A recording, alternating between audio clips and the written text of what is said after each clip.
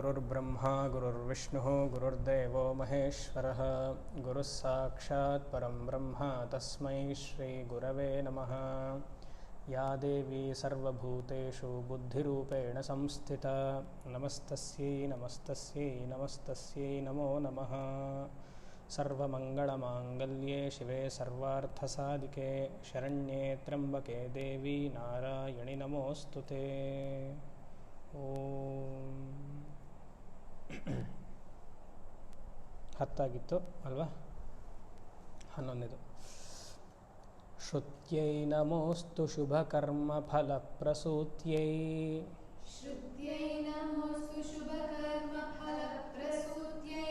ರತ್ಯೈ ನಮೋಸ್ತು ರಮಣೀಯ ಗುಣಾರ್ಣವಾಯೈ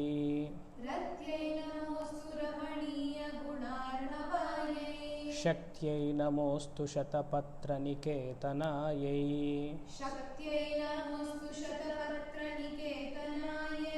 ಪುಷ್ಟ್ಯೈ ನಮೋಸ್ತು ಪುರುಷೋತ್ತಮವಲ್ಲಭಾಯೈ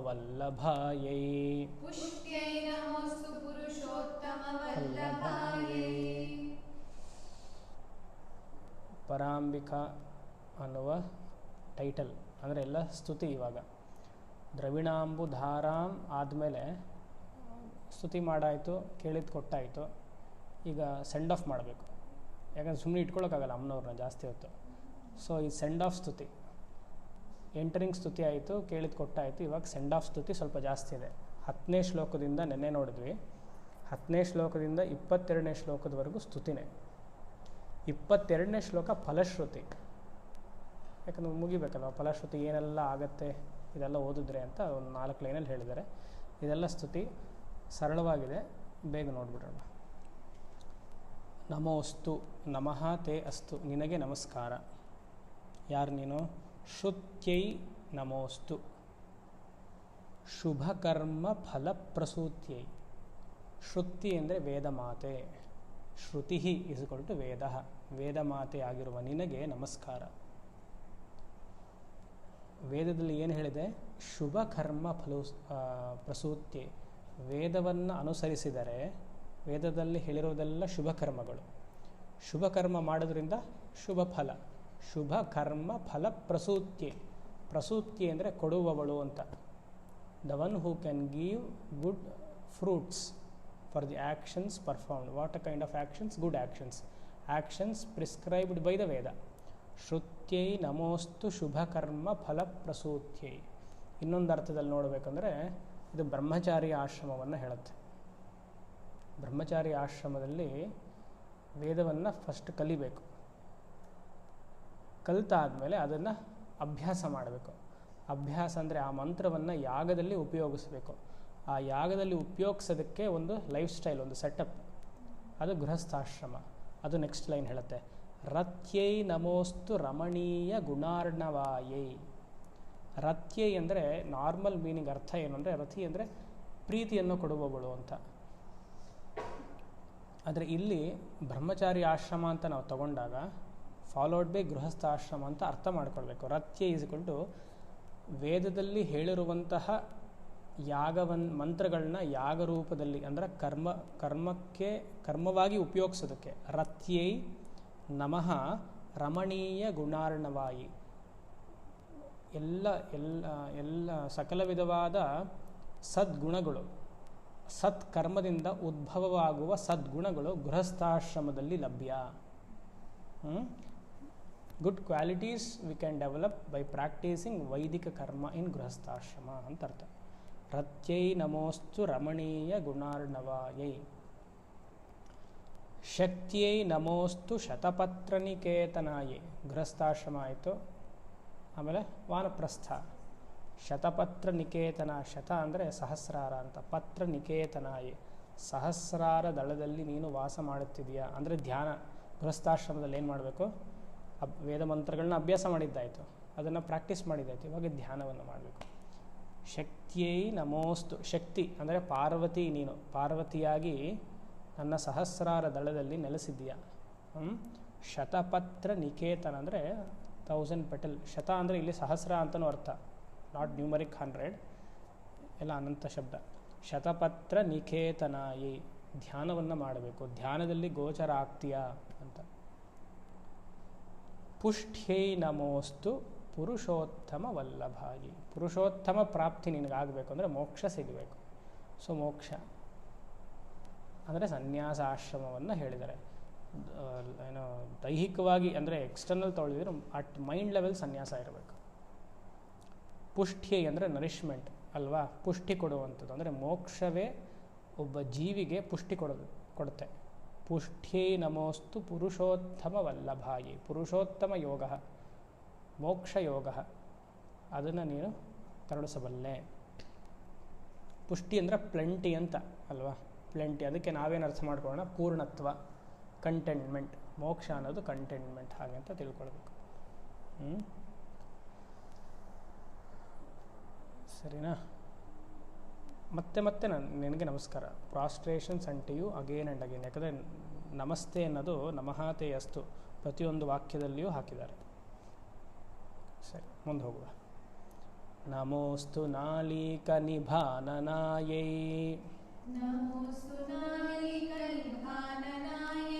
ನಮೋಸ್ತು ದುಗ್ಧೋದಧಿ ಜನ್ಮಭೂಮ್ಯೈ. ನಮೋಸ್ತು ಸೋಮಾಮೃತ ಸೋದರಾಯೈ. ನಮೋಸ್ತು Narayana ವಲ್ಲಭಾಯೈ.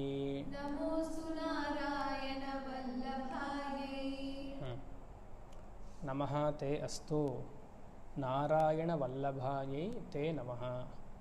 You are the wife of Narayana. ನಮಸ್ಕಾರ. Beloved to Narayana. ನಮೋಸ್ತು ನಾಳೀಕ ನಿಭಾನನಾಯೈ.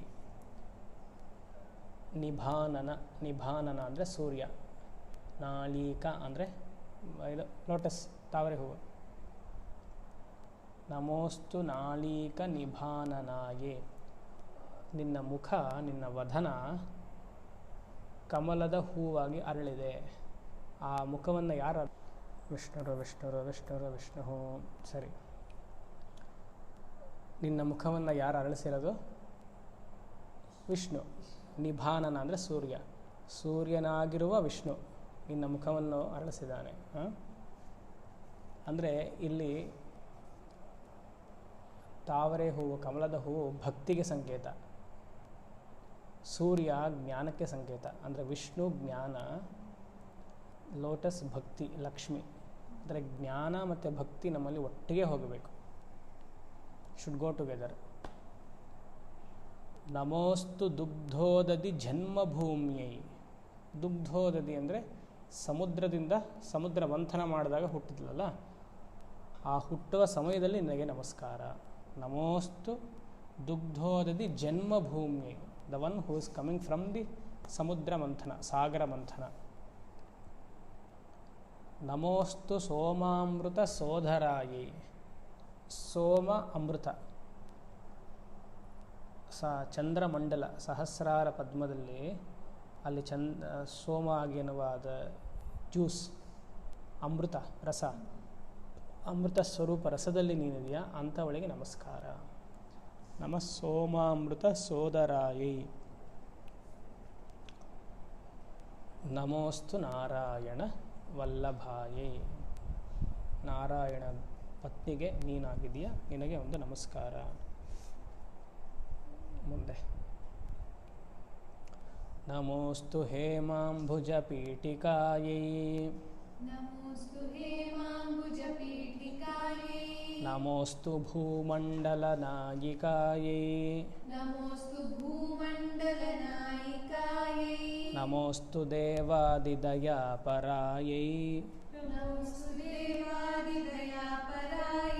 ನಮೋಸ್ತು ಶಾರ್ಂಗಾಯುಧವಲ್ಲಭಾಯೈ.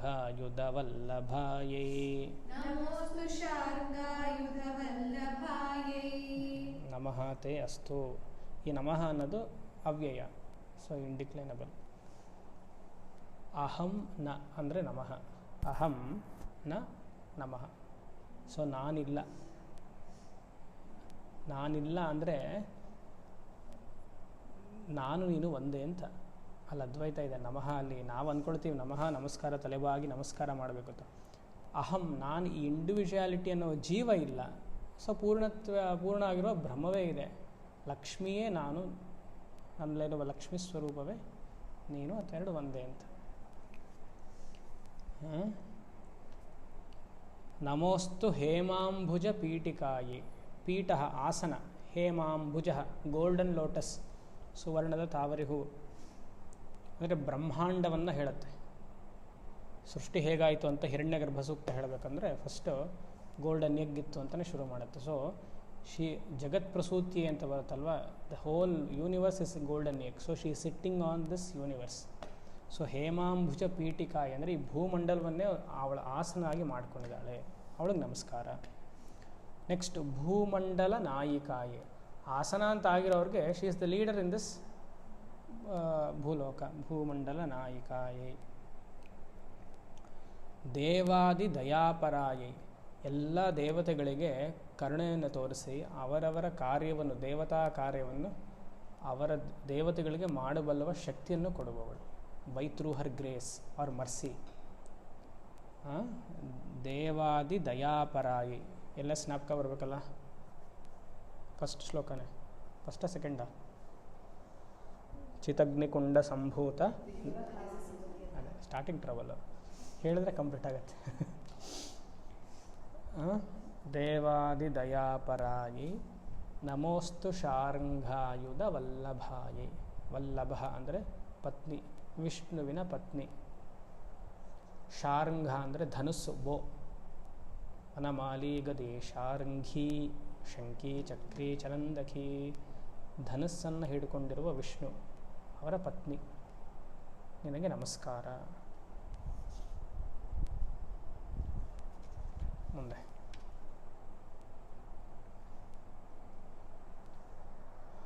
ನಮೋಸ್ತು ದೇವ್ಯೈ ಭೃಗುನಂದನಾಯೈ. ನಮೋಸ್ತು ದೇವ್ಯೈ ಭೃಗುನಂದನಾಯೈ. ನಮೋಸ್ತು ವಿಷ್ಣೋರುರಸಿಸ್ಥಿತಾಯೈ. ನಮೋಸ್ತು ವಿಷ್ಣೋರುರಸಿಸ್ಥಿತಾಯೈ.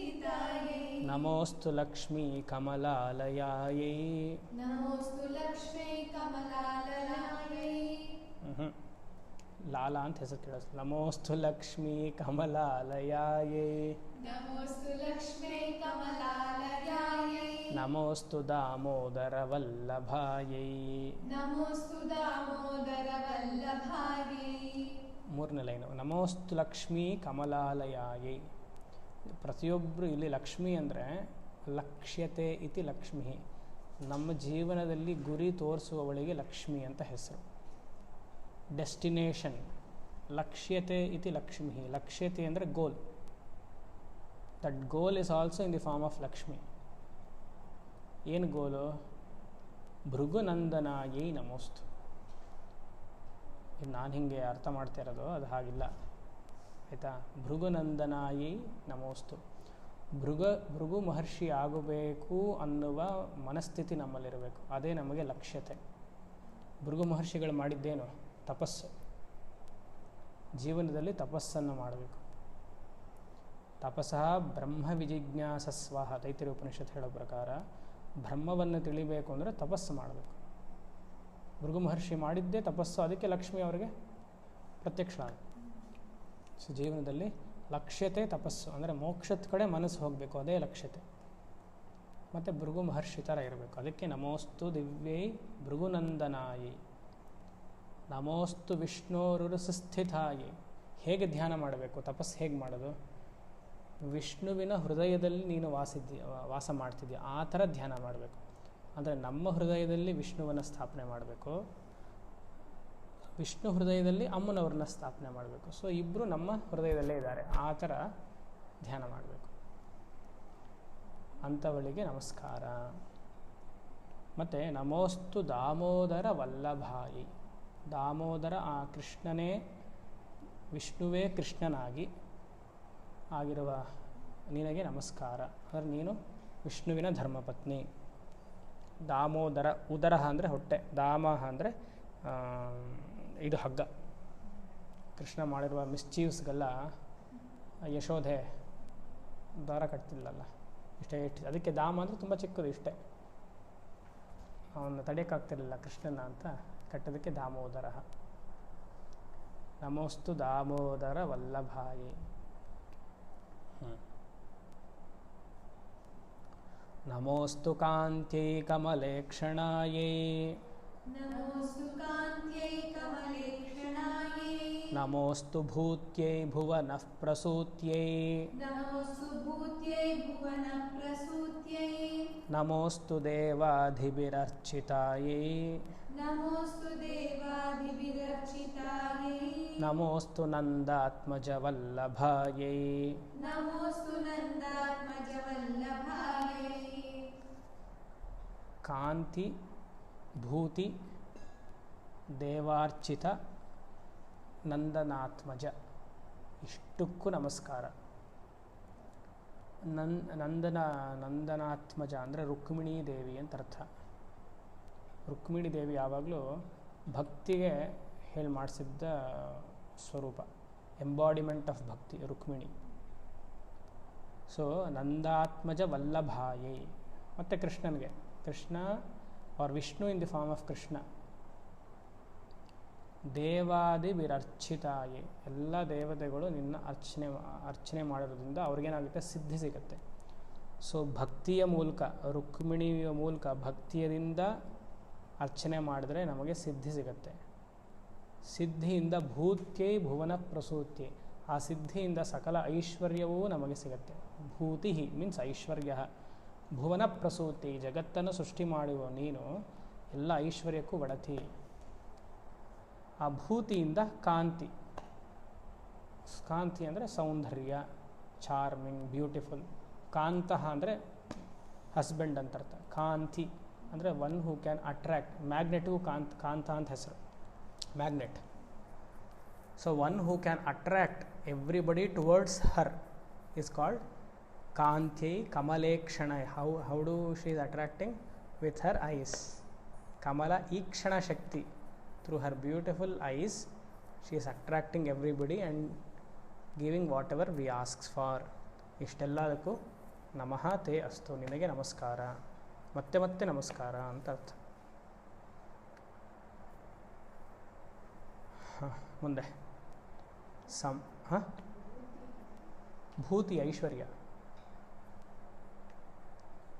ಸಕಲ ವಿಧವಾದ ಸಂಪತ್ತು.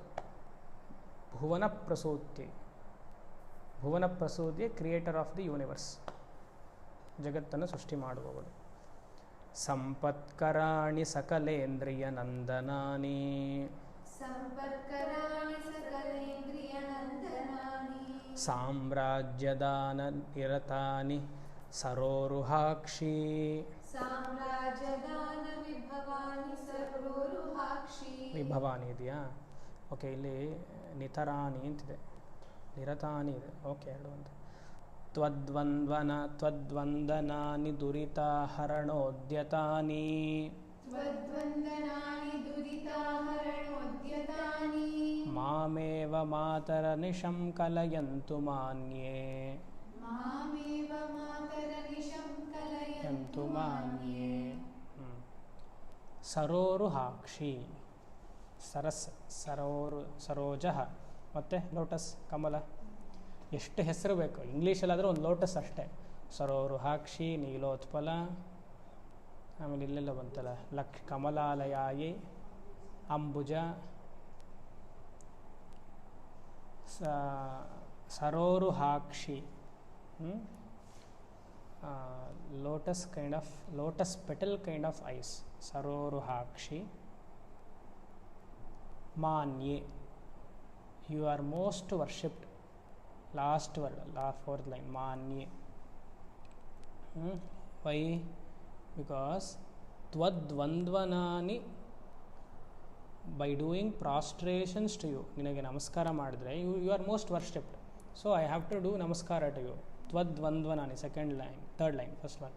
Twadvandvanani. Why should I do namaskara? Because Sampatkarani, you are the giver of all Sampat. Sampatkarani and Sakalendriya Nandanani. By worshipping you, all my Indriyas, Nanna Indriyagalella ರೋಮಾಂಚನಗೊಳ್ಳುತ್ತೆ. ಸಕಲ ಇಂದ್ರಿಯಾಣಿ ನಂದನಾನಿ, ಸಂತೋಷವಾಗಿರುತ್ತೆ. ಸಕಲ ಇಂದ್ರಿಯ, ಪಂಚೇಂದ್ರಿಯ, ಕಣ್ಣು, ಮೂಗು, ಬಾಯಿ, ಸ್ಪರ್ಶ ಎಲ್ಲ. ಯಾಕಂದರೆ ಭಗವಂತ ನಾಮದಲ್ಲಿಯೇ ಪೂರ್ತಿ ಮನಸ್ಸಿದ್ದರೆ ಅದೊಂಥರ ರೋಮಾಂಚನ. ಇವಾಗ ಅಮ್ಮನವರ ಮೂರ್ತಿ ನೋಡಿದ್ರೆ, ಇವಾಗ ಬಾಲ ತ್ರಿಪುರ ಸುಂದರಿ ಮೂರ್ತಿ ನೋಡಿದ್ರಲ್ಲ ಎಷ್ಟು ರೋಮಾಂಚನ ಆಯಿತು, ಚಿಕ್ಕದ ಮೂರ್ತಿ. ಇವಾಗ ಅದನ್ನೇ ಮಂತ್ರ ಕೇಳಿದ್ರೆ ಕಿವಿಗೆ ಆನಂದ. ಹೂವಿನಿಂದ ಅರ್ಚನೆ ಮಾಡಿ, ಅದು ಇವಾಗ ತುಳಸಿ ಆಗಿದ್ರೆ ವಿಷ್ಣು, ಇವ್ರಿಗಾದರೆ ಮಲ್ಲಿಗೆ ಮಾಡಿರುವ ಸಮರ್ಪಣೆ ಮಾಡಿರೋ ಹೂವಿಂದ ಪ್ರಸಾದ ತಗೊಂಡ್ರೆ ಆ ಸ್ಮೆಲ್ ಇನ್ನೂ ಅಧಿಕವಾಗಿರುತ್ತೆ. ಸೊ ಮೂಗುಗೆ ಆನಂದ. ಸೊ ಸಕಲ ಇಂದ್ರಿಯಗಳಲ್ಲಿಗೂ ಆನಂದ. ಸೊ ರೋಮಾಂಚನ ಆಗುತ್ತೆ ಅಂತ. ಸಂಪತ್ತನ್ನು ಕೊಡ್ತೀಯ, ಇಂದ್ರಿಯಗಳಿಗೆ ಪುಷ್ಟಿ ಕೊಡ್ತೀಯ, ನಿನ್ನ ನಾಮದಿಂದ ಸಾಮ್ರಾಜ್ಯವನ್ನು ಕೊಡ್ತೀಯ. ಆಯಿತಾ? ನಿಜವಾದ ಸಾಮ್ರಾಜ್ಯ ಏನು ಅಂದರೆ ಮನಸ್ಸನ್ನು ಗೆಲ್ಲುವುದೇ ನಿಜವಾದ ಸಾಮ್ರಾಜ್ಯ. Control of mind is the inner ಸಾಮ್ರಾಜ್ಯ ಅಂತ ತಗೊಳ್ಬೇಕು. ಯಾಕಂದರೆ ಹೊರಗಡೆ ಸಿಗುವ ಸಾಮ್ರಾಜ್ಯ ಎಲ್ಲ ತಾತ್ಕಾಲಿಕ, ಒಂದು 30 ವರ್ಷ 40 ವರ್ಷ 50 ವರ್ಷ. ಆದರೆ ಮನಸ್ಸನ್ನು ಗೆದ್ದರೆ ಶಾಶ್ವತವಾಗಿ ಮುಂದಿನ ಜನ್ಮಕ್ಕೂ ಅದು ಹುಟ್ಟಾಗ್ಲಿಂದನೇ ಕಂಟ್ರೋಲ್ ಆಫ್ ಮೈಂಡ್ ಬಂದ್ಬಿಡುತ್ತೆ ಅಲ್ವಾ? ಮಾಮೇವ ಅನಿಶಂ ಅನಿಶಂ ಕಲಯಂತು ಮಾನ್ಯೆ. ಅನಿಶಂ ಅಂದರೆ may I remember you always with my thoughts, words and action. ಕಾಯೇನ ಮನಸೇನ ವಾಚೇನ. ಮಾಮೇವ ಮಾತರಂ, ಯು ಆರ್ ದಿ ಮದರ್. ಅನಿಶಂ ಕಲಯಂತು ಮಾನ್ಯೆ. ಮಾನ್ಯ we have seen that you are most worshipful. But let me always think of you in my action, deeds, in my words, in my thoughts. ಮನಸ್ಸಿನೆಲ್ಲ ವೃತ್ತಿಯೂ ನೀನೇ ಬರಲಿ. ನಾನು ಮಾಡುವಂತಹ ಕರ್ಮಗಳೆಲ್ಲ ನಿನಗೆ ಅರ್ಪಣ, ನೀನೇ ಆಗಿರಬೇಕು ಅದಲ್ಲೂ ಅಂತ ಪ್ರಾರ್ಥನೆ. ಆಮೇಲೆ ಇನ್ನೇ ಇದ್ಬಿಟ್ವಿ. ಈ ಥರ ಮಾಡೋದ್ರಿಂದ ಏನಾಗುತ್ತೆ? ದುರಿತ ಹರಣೋದ್ಯತಾನಿ. ದುರಿತ, ಆಲ್ ದಿ ಬ್ಯಾಡ್ ಕರ್ಮಾಸ್, ನಾನು ಮಾಡುವಂತಹ ಪಾಪ ಕರ್ಮಗಳೆಲ್ಲ ಹರಣ, let it run away or let it destroyed, ಅದು ನಾಶವಾಗಲಿ. ದುರಿತ ಹರಣೋದ್ಯತಾನಿ, ಆಲ್ ಕೈಂಡ್ಸ್ ಆಫ್ ಪಾಪಾಸ್ ಆರ್ ಡಿಸ್ಟ್ರಾಯ್ಡ್. ಸರಿನಾ? ಇಲ್ಲಿಗೆ ನಿಲ್ಲಿಸ್ತೀನಿ, ಮುಂದೆ ನೋಡುವ ಆಮೇಲೆ. ಓಂ ಅಸತೋಮ ಸದ್ಗಮಯ ತಮಸೋಮ ಜ್ಯೋತಿರ್ಗಮಯ ಮೃತ್ಯೋರ್ಮ ಅಮೃತಂ ಗಮಯ. ಓಂ ಶಾಂತಿ ಶಾಂತಿ ಶಾಂತಿ. ಹರಿ ಓಂ ತತ್ಸತ್. ಶ್ರೀಲಕ್ಷ್ಮೀ ಕಮಲವಾಹಿನ್ಯೈ ಸಿಂಹವಾಹಿನ್ಯೈ ಸ್ವಾಹ.